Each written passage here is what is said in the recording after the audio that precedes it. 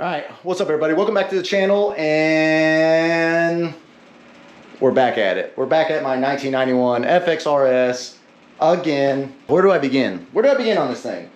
So I know I hyped this bike up and I know I was talking nothing but good about it, but as you can see, it is apart. We had a few little mishaps. Luckily nothing was crazy, but we do have some mishaps and there are some things to address. So on this video, we're gonna address those issues. And then also throughout this video, I'm gonna ask you guys a bunch of questions because I know we just did that big long video, Justin and I don't know, what was that, 2 hours of us just jibble jabbering, which by the way, I apologize about the audio. Was not my fault this time. The editing software I used, because obviously I had to upload the video and then I had to upload both mics, and somehow in the export, one of the mics weren't staying synced up. I don't know what happened. I definitely apologize about that. We'll try to keep a better eye on it. There's not really much I can do. I mean, I could pull that video down and try to re-upload it and, you know, yada yada, but at the end of the day, I think the video was good enough that you guys got the kind of the gist of everything, and we're just gonna try better. I definitely want to do longer videos like that. I want to do longer videos in general. I felt like this bike got kind of dragged out a little bit. I've been watching a lot of other channels, and I think some of the channels that do the 30-minute to 1 hour videos, I don't know, I enjoy them. I personally enjoy them. You guys can let me know below what you guys think. Do you guys click on our videos because they're shorter, or would you guys rather see longer videos that get more accomplished? Just because they're longer videos don't mean I'm going to talk as much in them. It just means I'm going to show you guys more of what's going on without trying to feel like I need to cut it off at a certain time, because I think that's what's going on right now. Is me and Justin both agreed at the start of this that we just want to do like 15-minute long videos, and I've noticed some other channels have kind of progressively grown a little bit longer in length. I just feel like it gives you the ability to get more vital information in there, because I'm kind of rushing through this. And that's kind of where I'm at right now, because I've actually started on this bike and I've done a lot to this bike, and I didn't record it because I felt like the series was over. You guys are tired of seeing it. And then I'm realizing, man, I just did the brakes and I handled some other things and the windshield and all this other stuff, but I didn't take you guys along with me. So let me know, do you want to see longer videos? Because if so, we'll do it. I don't have no problem recording. Actually, we're recording really, really long videos. I don't have any problem editing long videos. So to kind of go over what's going on this bike and bring you up to par. Front brakes, good. So basically what I had on there before was this kind of setup. This is what a local shop had. I purchased it, put it together. They said they use it a lot. It's junk. So now what I have on here is I have just good old one-piece brake fitting. Looks really good. I did have to get a shorter line here to make it, you know, not look stupid. This thing, when you buy these, this is gonna be a little bit more straight up. I did have to kind of bend this back a little bit, and with that, you know, bend these to kind of make them parallel. I do now have brakes. Also with brakes, I got my new levers on there. So there's the one finger brake lever, the one finger clutch lever setup, which looks really, really clean, and mirrors. So now we're legal. We can see behind us. These are just some OEM Harley mirrors from eBay, nothing fancy, but they work, so I like them. Also, I'll drop this photo right here. As you see, I did put a windshield on here. It is just the Harley subcompact windshield for like the Sportsters and other 39 mil front ends. So the reason I didn't go with like a Memphis Shades is the Memphis Shades requires the clamps to stay on the forks, and I like that the Harley's clamps, the detachable clamps, stay with the windshield. So when I'm not running the windshield, everything's nice and smooth. That was my reasoning for that. We do have the tag mount on there, so it's just your standard lay down tag mount, nothing fancy there. Got a Pro One air cleaner cover on there, but we did have problems. So I got almost 200 miles on this bike now, and kind of ran into three issues actually. One issue, the biggest issue, obviously what made me take the bike down to this point, is I had an oil leak. So on this factory line that is 30 something years old, it sprung a leak, and I don't know exactly where the cut was. I think it's somewhere around here. I didn't notice it on the first ride to Justin's in the back, but I rode it to work, and then I rode it downtown. You know, I've taken it out a few times, and that's when it started. And the last time I rode it, it got really, really bad. So it was kicking oil all down the back side of the bike. You still see, I've wiped a lot of it up, but you still see oil on the battery cable and the starter, and there's even oil up here on the oil pressure switch. So kicked oil everywhere, wasn't happy about it, and went to the internet to try to find a new oil line. They don't exist. So what I did come up with is this part number right here. This is for, obviously someone marked it for an 87 FLH, which is very similar. As you can see, the lines are pretty close in shape. This is the new one on top. This one's got a little extra kick. The old line, I had to extend it because they had it chopped off because they had a oil cooler on it. But either way, this is what it needed to be on the bike. This is what my new line is. So what I might be able to do is just kind of cut, reuse this little fitting with this little guy, make all that work. This is a nice fresh rubber hose. It's not all stiff, you know what I mean? It's not, never been on. And this one, you know, it's, I mean, that thing feels like it's going to crack like that. So we got a new oil line. We're going to get that on here in this video. I'll show you exactly what I'm going to do on it. And then the other issue I had, which I'm going to drop a picture right here. As you can see, the exhaust did lose a spring. So these Fab 28s, they have this nice little tab. And with that tab, there's 2 tabs welded onto the head pipes. I think if you can see right there on that tip, I think I had this thing pushed in too far. And the vibrations kind of ate into this little tab, broke off, lost one of the springs. As you can see on my Fab 28 here on my Softail, there is none of those springs. They're not really needed, they're more for looks. It just clamps on that little mount right there, holds the muffler onto the collector, and then the collectors just slide onto your head pipe. So what I'm going to do here is I'm just going to flip this around, because let's say I do want to run the tabs again. I have this tab on here and I'll get it all figured out, but I think it's going to work just fine without the tabs. So I'll be able to slide this on. The head pipes are currently with Justin. He just picked them up from Rick, and he cut both the well, what was left of the one tab, and he cut the other tab fully off, smoothed the pipe, and then repolished it. So once it goes back on, it's going to look all nice and new again. And then let's get with the, I don't know, the biggest controversial part that I installed on this bike. I was trying to use the Alloy Art motor mount. I did say it was great. I did say everything was good.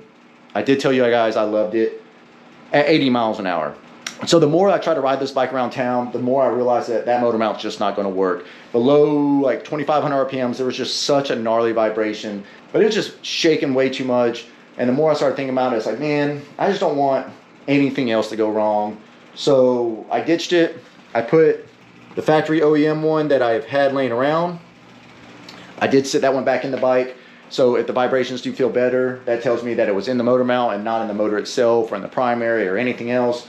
And then I'll just order a new OEM style motor mount. Yeah, I apologize I didn't pull the camera out and show you guys switching the motor mount, the front brake lines, the pulling the exhaust off. I really wasn't planning on making a video like this, but then I started thinking about it after putting out the other videos. Like, I need to keep you guys up to date. I don't need to falsely advise you guys to purchase things that I ended up switching out. So I need to let you guys know that the motor mount is not going to work for me, or probably is not going to work for me, and show you guys the new kind of fitting that I talked about on the last video, what I did for the brakes, etc., etc. So I've talked for a long time. I apologize. I got one more thing to talk about though before I head over to Justin's, and that is, this bike is sold, and what do I do with the money? Do I buy another project bike, which was kind of my initial thoughts, or do I work on my 1967 Chevelle? This is a factory Super Sport 396 car. It's been in our family since like 91, 92, something like that. We restored this car in the 90s. I was with my dad, helped him on this car. We built it. I've driven this car, all that stuff, up until I think the car got kind of in the state that it's in like 1998. It wasn't on the road long. My uncle had it, had a mishap in it, and that car sat, and then some people stole some parts off it. Car sat even longer. It's been in my garage now for 4 years, and because of motorcycles, I really haven't had the money to really dive into this thing. I don't want to do a full restoration on this, but I'm curious if you guys would like to see me just get the motor built, get this car running and driving, and focus on this thing this summer, and then worry about another bike build through the winter time, because we got tons of events, we got tons of places to be, tons of things to do. That's going to be plenty of content for the channel. Plus, when I go over to Justin's here in a little bit, we're going to introduce 2 new builds to the channel. Well, reintroduce one, but show you a whole nother build. And do I work on this one on my spare time? So let me know what you think. Let me know if you guys want to see some muscle car content, or if you just want me to stick with motorcycles. It's up to y'all. I mean, if you guys don't care for motor cars and you think cars are stupid, I get it. But I can't play with this thing if I'm still messing with motorcycles. And I want to keep you guys entertained. So y'all let me know what you think. We're going to go over to Justin's. We're going to pick up the parts for this. That way we can get back to the house, work on this bike, and then also show you guys those new builds. So let's head over there and we'll pick back up when we get there.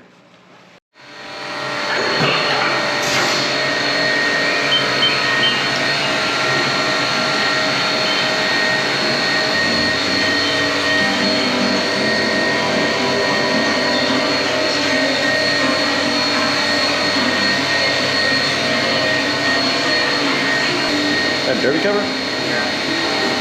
I was just looking at same price. Yeah, I was missing that line right there. I knew I was missing a line. Pick out what you want. Yeah, let's see. Failure.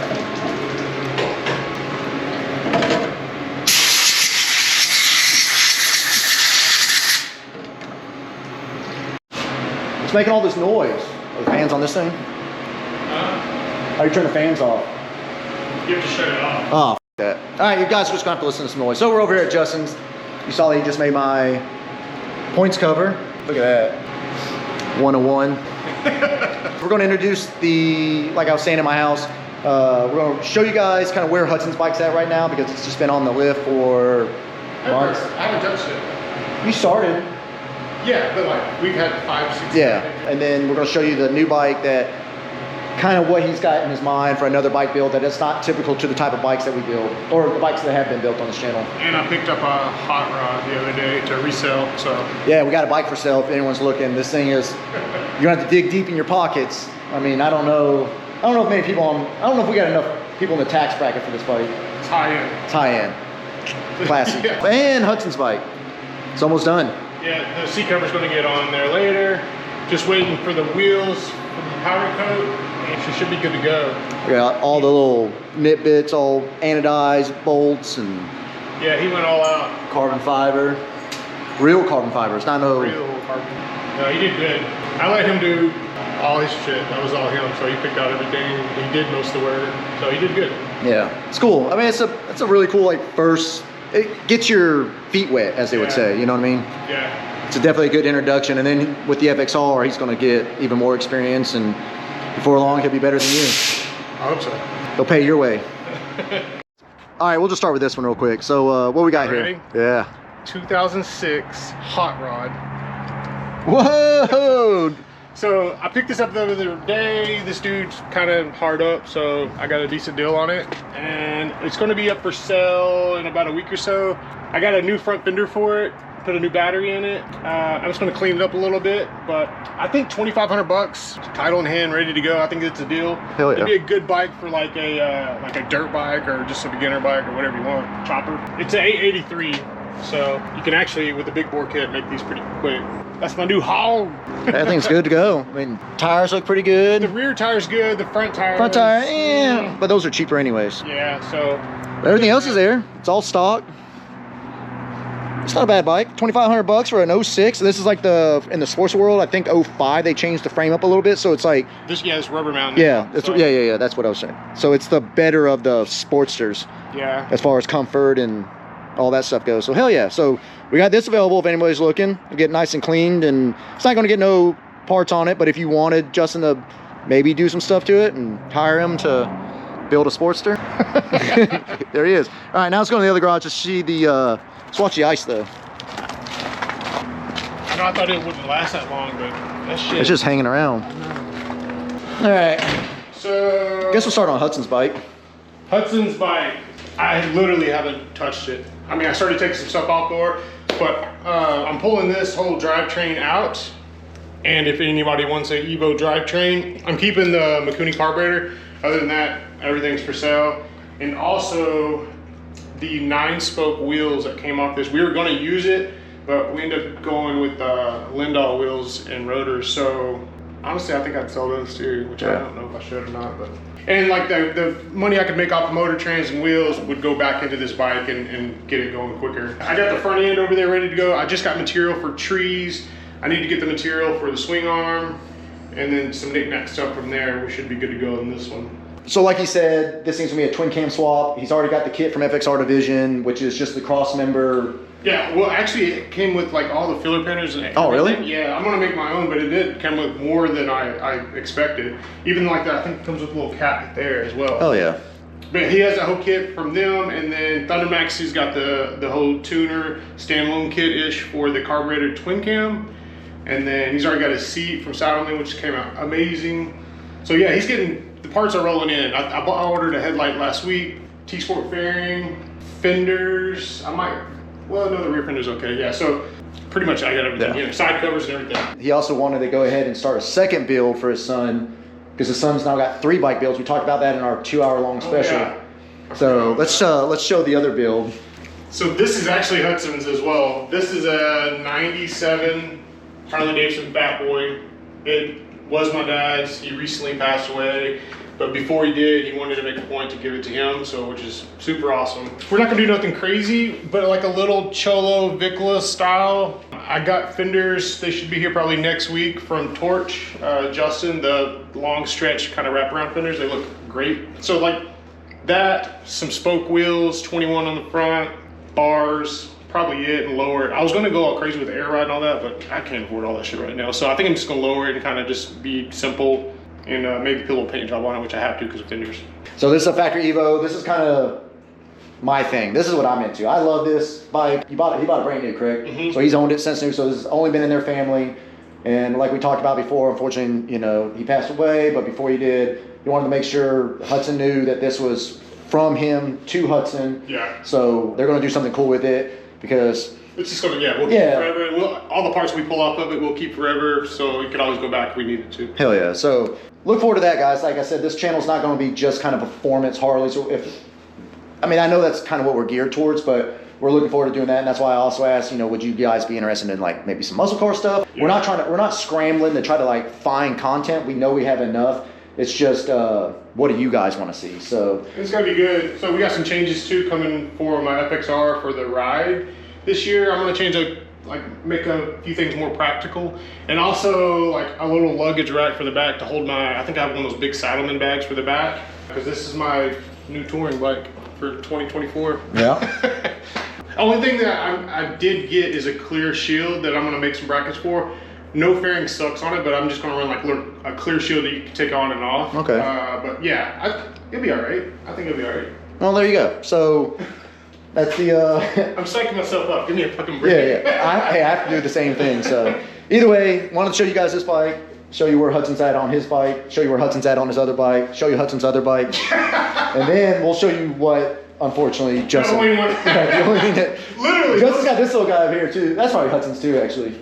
He did start off on that. Yeah, okay. And then this is Hudson's bike right here. And then that's, okay, hold on, we got one more. There's another Hudson's bikes. But I will say, like, we bought not one of these bikes for full price. Like, I got deals on all of them.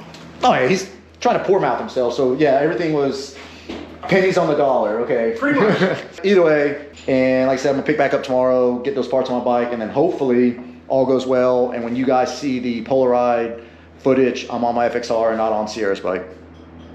Because if the FXR don't work out, at least I got an alternate. If it's still leaking oil.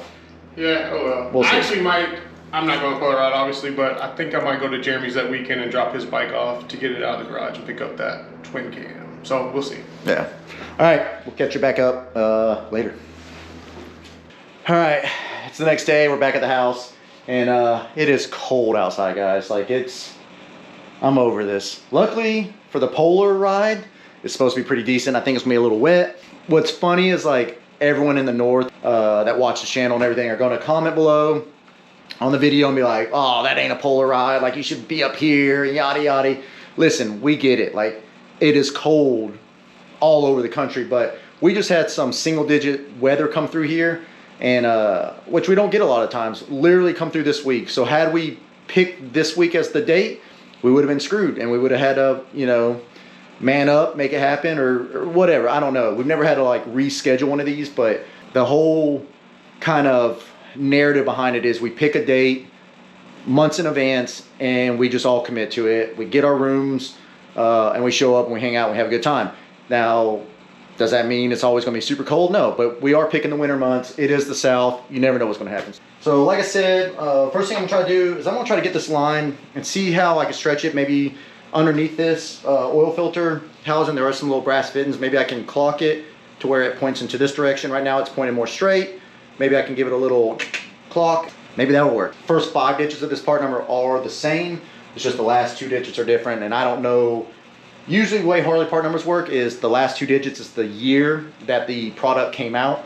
So if this was a brand new bike, brand new model, 1991, most of the parts for it would be -90, because this bike will probably be introduced, or would have been introduced around August or something. Same thing with apparel. If you're looking at a jacket or a hat or something like that, it should say a part number and then dash. If it says 15, 16, 20, 23, whatever, that's actually the year that that piece of apparel hit the shelves. So you know if you're buying something that's like the freshest, newest, latest, greatest, or if it's something that Harley has been selling and producing for, you know, 10, 15 years, whatever. Just a little gee whiz information there. Alright, oh yeah, that's right.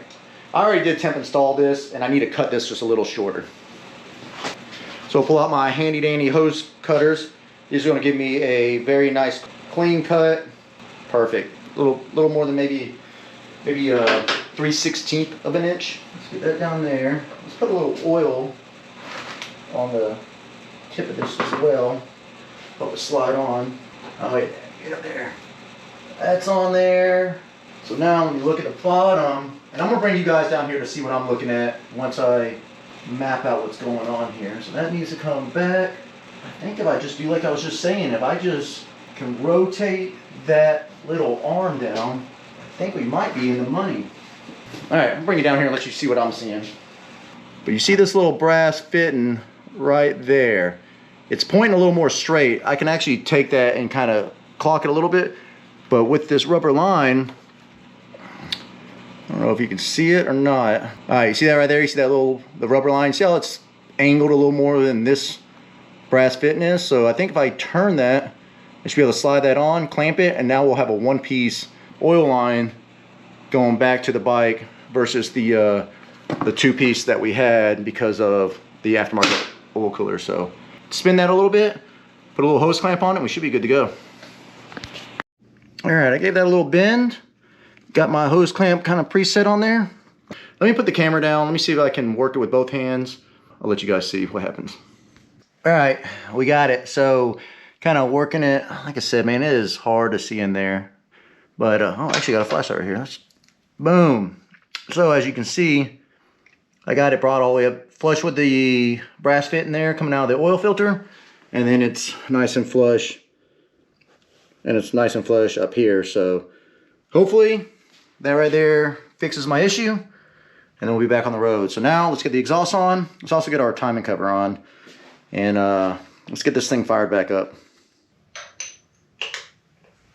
Got to show off the, proudly show off the engine builder.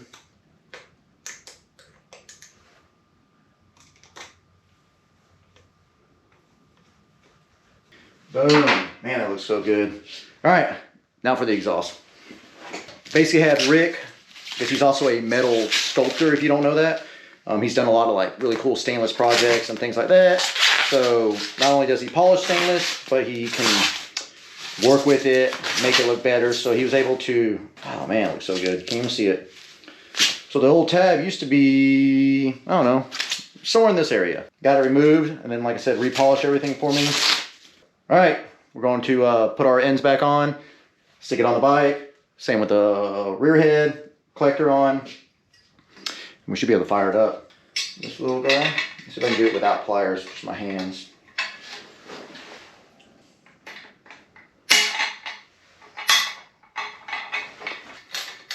Like I've said before, just make sure you kind of get all this started. You want it a little snug, but you don't want it tight because you're gonna line everything up as an assembled exhaust. Perfect. All right, let's get the back head. Woo! Same thing, all nice and smooth, repolished. I should have gave my muffler inspector to go ahead and polish that too. Get that crap out of the way. All right.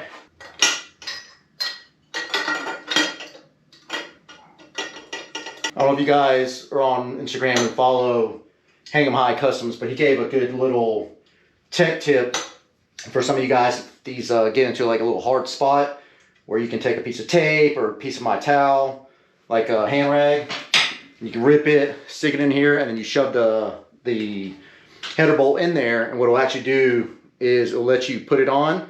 And once you remove it, the little towel or whatever will kind of fall. But luckily on this bike, it's not too terrible, and I don't have big, meaty sausage fingers. Sorry, Justin, I'm not saying you have sausage fingers. I'm just saying I'm able to kind of get into this spot a little easier than others.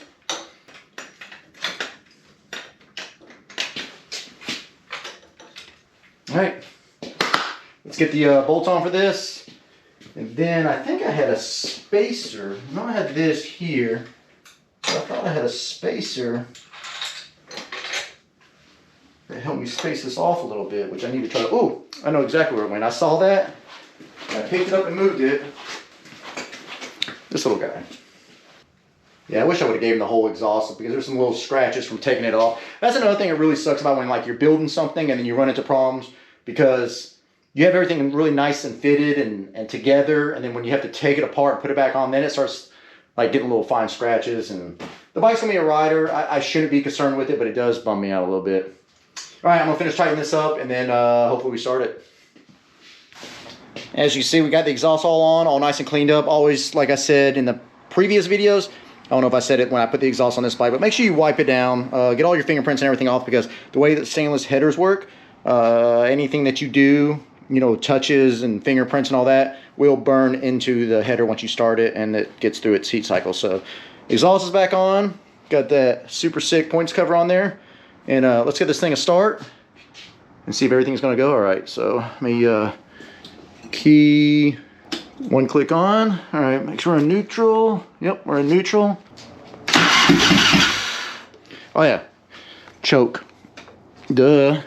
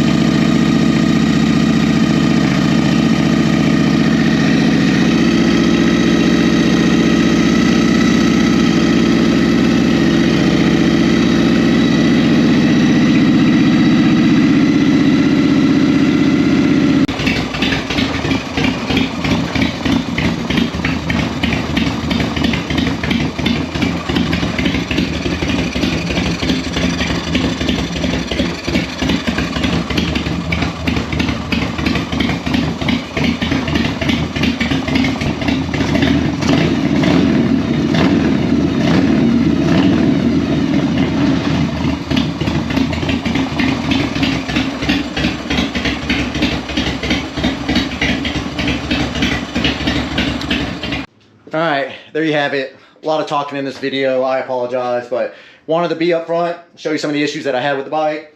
We got those issues fixed. The bike does seem to be running a little smoother on the lift. When I have tools and stuff, it usually will rattle those tools way more than it is right now. We'll just have to take it out on the road and see what happens. So this weekend, like I said, the weather should be decent. Hopefully, today's Monday, hopefully maybe Tuesday, Wednesday, I think we got a little break in the weather. I should be able to try to test this thing out locally. If it doesn't, for some reason, something goes wrong and this thing isn't 100%, I'm not going to chance it just for the sake of the video. I will take my wife's bike, so and then we'll get this thing back on the lift, figure it out, go again. So either way, thank you guys for tagging along. Get ready because this year is about to get crazy and we got a lot of stuff in store for y'all, and we're excited to take y'all along with us. So until then, we'll see you on the next one. Y'all take care. Peace.